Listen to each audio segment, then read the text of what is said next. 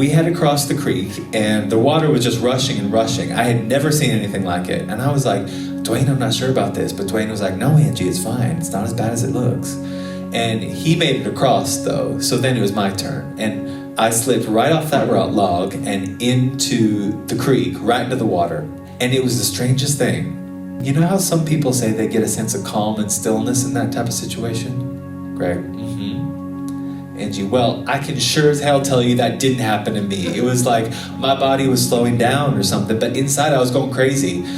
But there's a bit of time there I cannot account for. Like I went somewhere else. Greg, yeah. Angie, now I don't mean like that walk towards the light kind of stuff. I can't really put it into words. 1 minute I was under the water, and the next minute I was on the bank of the creek and Dwayne had pulled me out. But I really had a feeling I went somewhere in between. Greg, and where do you feel like you went?